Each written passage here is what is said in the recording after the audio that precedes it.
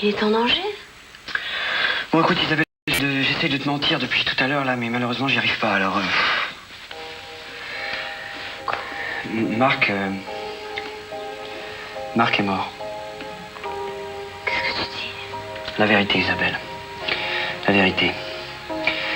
Ça s'est passé très vite, il a saisi l'arme d'un policier, et puis... Avant qu'on ait pu agir, il a retourné l'arme contre lui, il a tiré. Ouais. C'est pas... Pourquoi il a fait ça? Pourquoi il n'a pas attendu le jugement? Qu'est-ce qu'il avait à perdre? Tu sais, Isabelle, j'imagine que lorsqu'un homme décide de mettre fin à sa vie, c'est que, pour des raisons obscures, tout à coup, il trouve cette vie absurde et vaine. J'arrive pas à y croire, je te jure. Puis je me sens bizarre avec ce que tu m'as donné, là. Allez, calme-toi, c'est... Un calmant, ça va t'aider à dormir, tu sais. Pauvre Marc, j'aurais dû être plus patiente. Non, Isabelle, je t'interdis de rentrer dans ce jeu-là.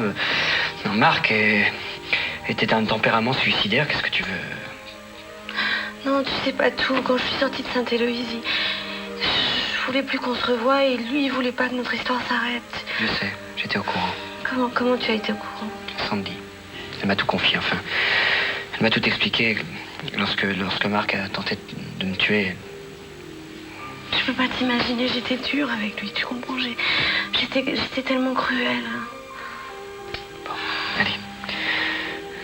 Faut que tu dormes maintenant, hein? Oh, je me sens... Marc mort.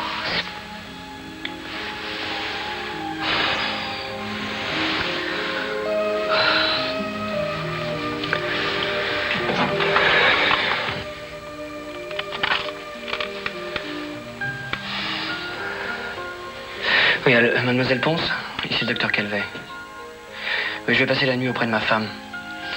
Oui, soyez gentille. Oui, non, je me débrouillerai. Oui, soyez gentille de transférer mes appels à mademoiselle Moutier.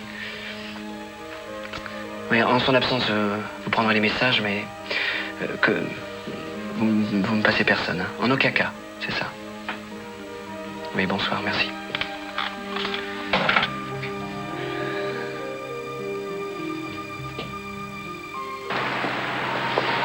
Je trouve que nous formons un bien étrange trio, vous ne pensez pas? Un trio désuet, c'est ce que vous voulez dire? Désuet n'est peut-être pas le mot, je dirais plutôt biblique. Ah bon? D'un côté, l'ange protecteur qui veille sur la pureté, de l'autre, le diable. Comme vous y allez, Altesse. Comme vous y allez.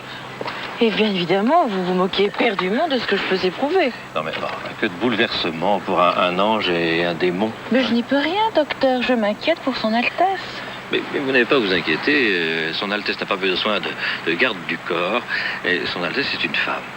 Ah, et que signifie cela?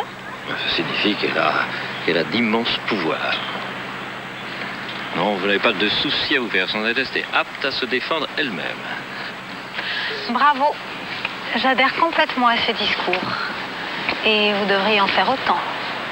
Oui, enfin, tout ça, c'est de la rhétorique, hein. Vous avez tenu à jouer au chaperon, il faut accepter les conséquences. Nous sommes insupportables, n'est-ce pas, Christian? Ah oui, c'est absolument insupportable. Mais tout de même assez charitable pour changer de sujet. Dites-moi, qu'est-ce que le nexoderme? Mais vous connaissez ce nom? C'est un secret?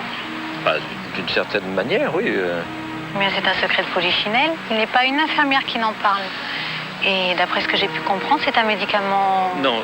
révolutionnaire. Non, c'est pas un médicament, c'est un produit, enfin, une substance. Mais je n'en ai jamais entendu parler, moi. Parce que vos oreilles ne sont dirigées que dans une direction précise et unique. Alors, à quoi sert-elle, cette substance?